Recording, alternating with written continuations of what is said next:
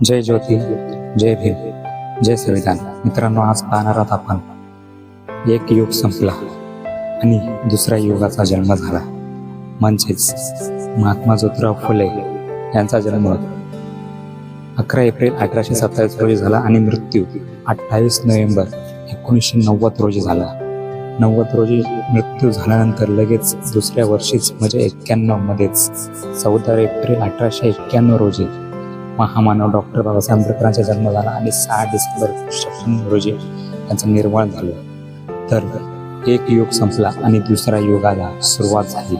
याबद्दल आपण माहिती जाणून घेणार आहोत. तर चला व्हिडिओमध्ये शेवटपर्यंत राहा. चला. महात्मा ज्योतिराव फुले यांचा जन्म 11 एप्रिल 1827 रोजी पुण्यामध्ये एका माळी परिवारात झाला होता.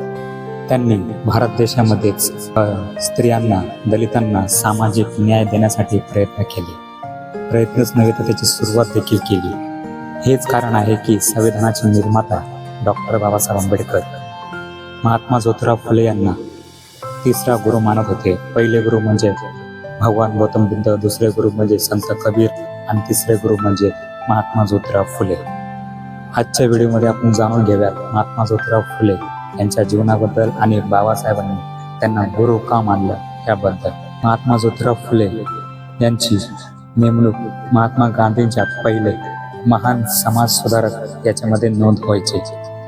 महात्मा ज्योतिराव फुले आणि सावित्रीबाई फुले हे दलितांसाठी म्हणजे बहुजनांसाठी लढत राहिले कायम. शिक्षणासाठी म्हणा किंवा स्त्रियांना शिक्षणाचा अधिकार मिळावा, दलितांना शिक्षणाचा अधिकार मिळावा, दलितांना पाणी पिण्याचा अधिकार मिळावा, स्वाभिमानाने जगण्याचा अधिकार मिळावा, यासाठी महात्मा ज्योतिराव फुले आणि सावित्रीबाई फुले हे आयुष्यभर संघर्ष करत राहिले. महात्मा ज्योतिराव फुले यांचं पूर्ण नाव ज्योतिराव गोविंदराव फुले असं होतं. त्यांचा परिवार माळी म्हणून काम करायचा, म्हणजे त्यांच्या घरात फुलांचा बाग होत्या म्हणून त्यांना फुले असं नाव पडण्यात आले आहे. त्यांच्या वडिलांचे नाव गोविंदराव फुले आणि आईचे नाव चिमणाबाई. महात्मा ज्योतिराव फुले जेव्हा 1 वर्षाचे होते तेव्हाच त्यांची आई वारली होती. त्यानंतर त्यांचं लालन पालन पोषण जे लहानाचं मोठं करण्याचं काम सगुणाबाई यांनी केलं. सगुणाबाई ही महात्मा ज्योतिराव फुले यांची आत्या होती. ज्योतिराव फुले यांचे म्हणजे पूर्ण शिक्षण हे मराठीमध्ये झालं होतं. 1840 मध्ये महात्मा ज्योतिराव फुले यांनी सावित्रीबाई फुले यांच्या संगती लग्न केलं. तीच सावित्रीबाई पुढे जाऊन एक महान समाज सुधारक आणि स्त्री शिक्षणाची जनक झाली.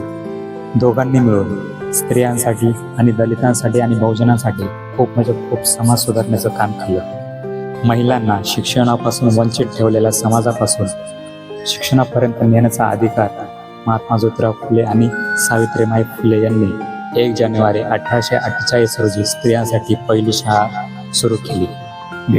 भिडेवाड्या या ठिकाणी गरिबांना आणि दलितांना सामाजिक न्याय देण्यासाठी ज्योतिबा फुले यांनी 1873 मध्ये सत्यशोधक समाजाची स्थापना केली. सामाजिक न्यायाप्रती त्यांच्या संघर्षाला बघता त्यांचं समाज कार्य बघून 11 मे 1888 रोजी त्यांना महात्मा ही उपाधी म्हणजे महात्मा हे नाव जोडण्यात आलं. आपण भीमराव आंबेडकरांना बाबासाहेब नाव असं जोडलं. तसंच महात्मा ज्योतिराव फुले यांना महात्मा असं नाव जोडण्यात आलं. त्यांचं पहिलं नाव ज्योतिराव फुले हेच होतं. त्यांना प्रेरणा कशी मिळाली शिक्षणापासून घेण्याची? 1 जानेवारी 1818 रोजी भीमा कोरेगाव हे युद्ध झालं होतं. या लढाईमध्ये महाराजांची आणि इंग्रजांची विजय झाले. या लढाईमध्ये 500 महार आणि 300 इंग्रज सैनिक होते आणि 28,000 पेशवे होते. मित्रांनो, या फक्त 800 लोकांनी 28,000 पेशव्यांना हरवलं होतं त्या काळी. 1 जानेवारी 1800 युद्ध झालं होतं आणि ही लढाई महार समाजाची होती. कारण त्या समाजाला त्या काळी शूद्र, अछूत म्हणजे यांना कसलाच अधिकार नाही असं हिणवलं जायचं. म्हणून त्या सगळ्याचा राग काढून त्यांनी इंग्रजांसंगती हात मिळवणी केली आणि पेशव्यांच्या छातावर लाथ मारून त्यांना पळून लावला आणि त्यांना हारून टाकलं आणि पेशवे नष्ट केली. तरी पण याच्यानंतर बहुजनांच्या आयुष्यामध्ये याच्यानंतर असा बदल आला, पण एवढा बदल नाही आला. हळूहळू इंग्रजांनी त्यांना शिक्षणापासूनच जोडत गेले.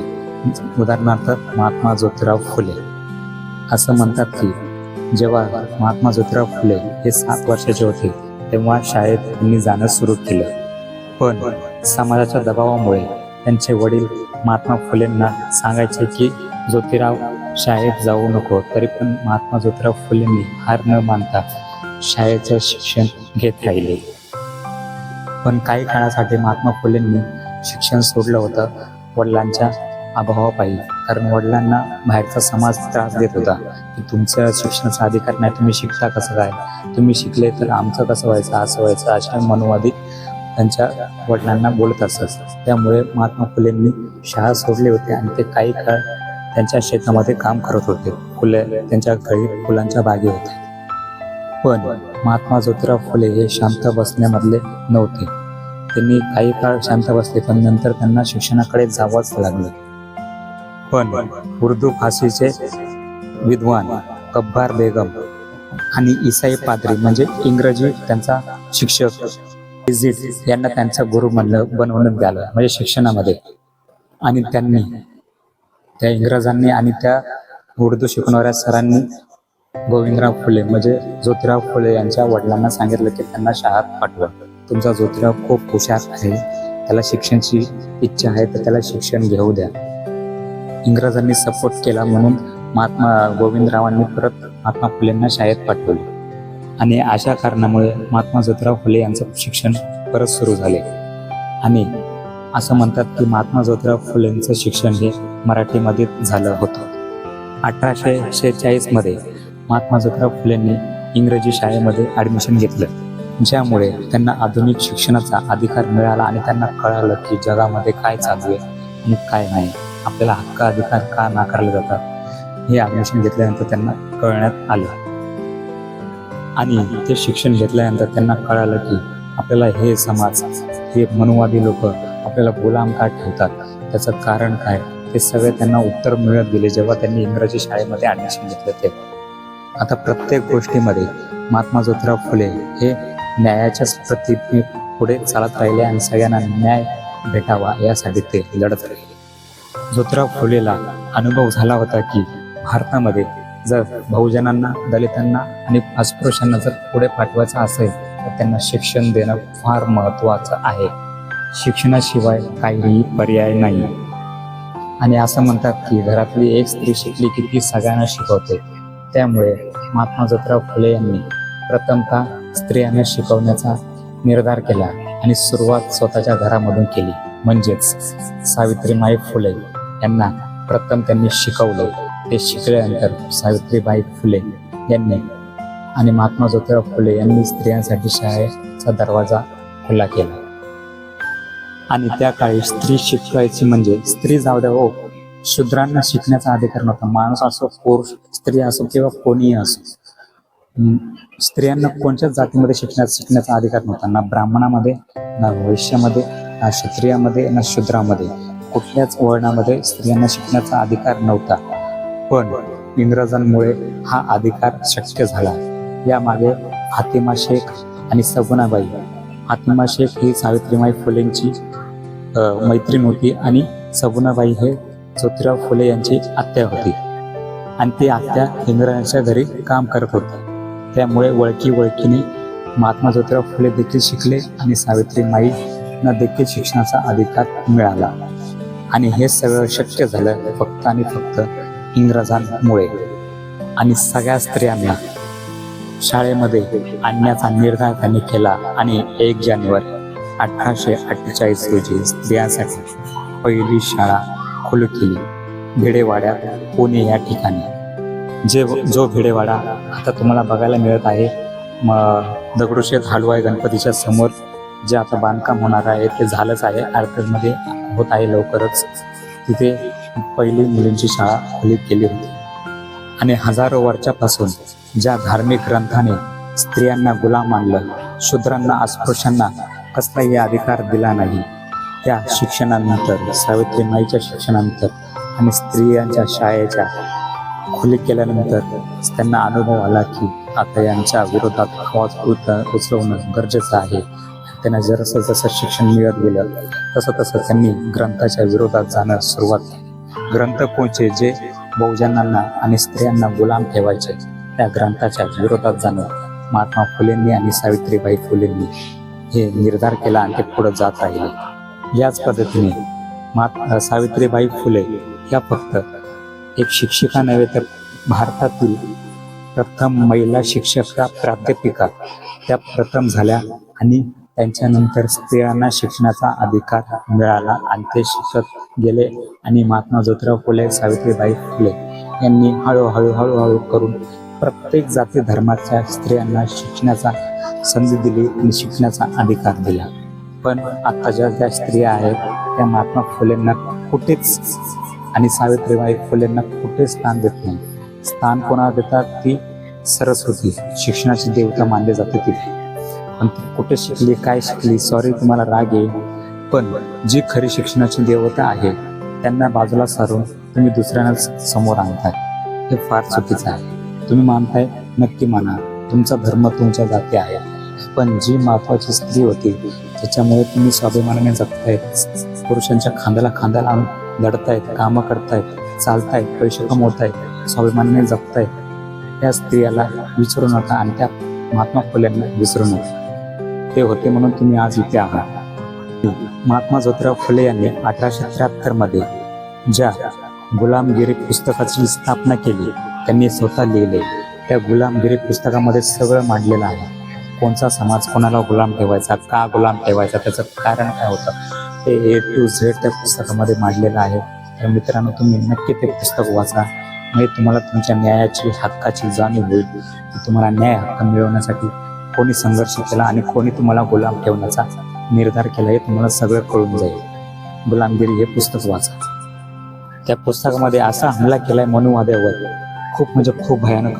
तुम्ही वाचाल ना ते पुस्तक तेव्हा तुम्हाला कळेल की महात्मा ज्योतिराव फुले हे कोण होते आणि काय होते आणि स्त्रियांबद्दल बाकीच्यांचा विचार काय होता हे महात्मा फुलेंनी त्यांच्या शब्दामध्ये मांडलेलं आहे की स्त्रियांना पुरुषांनी यासाठी गुलाम ठेवलं कारण आणि शिक्षणापासून वंचित ठेवलं त्याचं कारण म्हणजे स्त्रियांना त्यांच्या गुलामीची जाणीव होऊ नये आणि स्त्रियांना हे माहिती असावं की त्यांचं काम फक्त आणि फक्त चूल मूल बस एवढंच, मुलं पैदा करणे आणि चूल म्हणजे स्वयंपाक वगैरे करणे आणि घरामध्येच राहणे, नवऱ्याची गुलामी करणे एवढंच त्यांचं काम नव्हतं. कारण त्यांना माहीत होतं, पुरुषांना माहीत होतं की यांना शिक्षणाचा अधिकार दिला तर हे आपल्या पुढे जातील आणि ते जात आहेत आणि जातच नाही तर पूर्ण देशाला घडवण्यात त्यांना खूप म्हणजे खूप मोठा वाटा आहे स्त्रियांचा.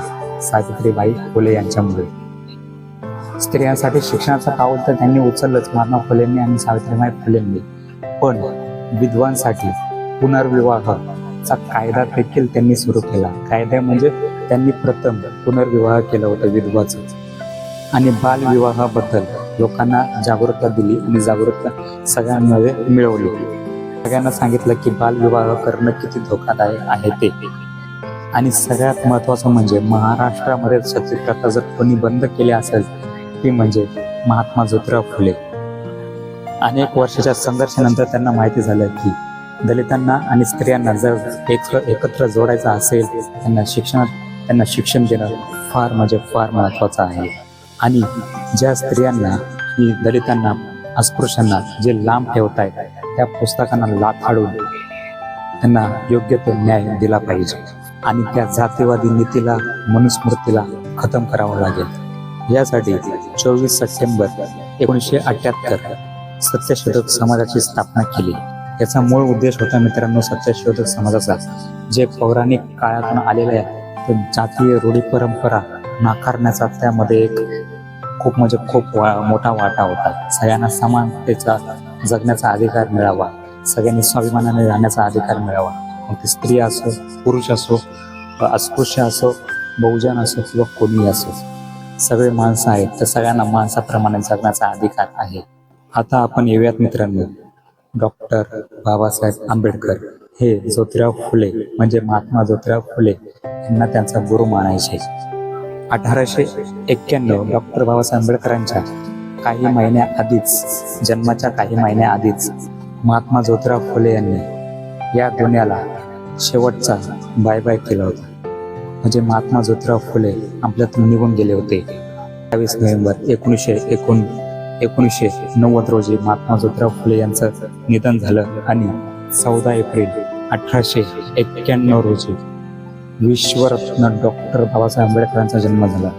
मित्रांनो, तुम्ही बघू शकता हा किती योगायोग आहे. एक युग संपला पण दुसऱ्या युगाचा जन्म झाला आणि त्या युगाने मनुवादाच्या छाताडावर एवढ्या लाथा मारल्या.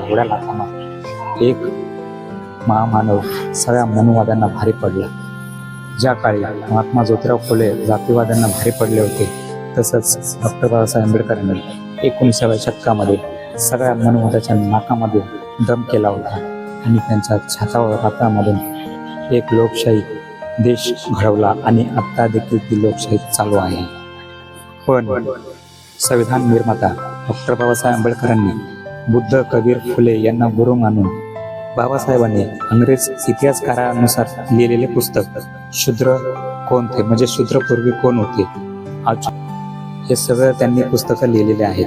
शूद्र पूर्वी कोण होते या पुस्तकाला ज्योतिराव फुले म्हणजे महात्मा ज्योतिराव फुले यांना समर्पित केलं होतं. ते पुस्तक जसं महात्मा फुलेंनी गुलामगिरी लिहिलं होतं, तसंच बाबासाहेबांनी शूद्रपूर्वी कोण होते हे पुस्तक लिहिलं होतं आणि ते पुस्तक महात्मा फुलेंना समर्पित केलं होतं. आणि या संगतीत बाबासाहेबांनी लिहिलं की महात्मा फुले यांनी त्यांच्या संघर्षामध्ये ज्या छोट्या जाती होत्या, शूद्र मानल्या जायच्या, अस्पृश्य मानल्या जायच्या, त्या जातीमध्ये शिक्षणाचे वारे पसरवले.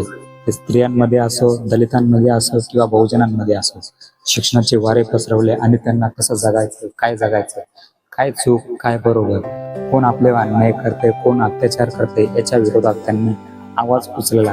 त्या बहुजनांना शिकवलं, स्त्रियांना शिकवलं. बहुजन दलित आणि महिलांच्या विरुद्ध म्हणजे त्यांनी सन्मान मिळवून दिला, पण शेतकऱ्यांसाठी देखील त्यांनी काम केलं. महात्मा ज्योतिराव फुले यांनी शेतकऱ्यांसाठी देखील एक पुस्तक लिहिलं. 1882 मध्ये त्यांनी लिहिलेले एक पुस्तक म्हणजे शेतकऱ्यांचा आसूड हे पुस्तक लिहिलेले महात्मा ज्योतिराव फुले यांनी. त्या पुस्तकामध्ये महात्मा फुलेंनी असं लिहिलंय की त्या शेतकऱ्याबद्दल सगळी त्यांची दुर्दशा, म्हणजे त्यांचा किती अन्याय होतो, काय होतो, त्यांचं ते पीक आहे ते पीक कोण घेतं, त्यांना पिकवायला लावतं, त्यांना कसला मानधन देत नाही, त्यांना पीक देत नाही, त्यांना शेती देखील करण्यासाठी देत नाही.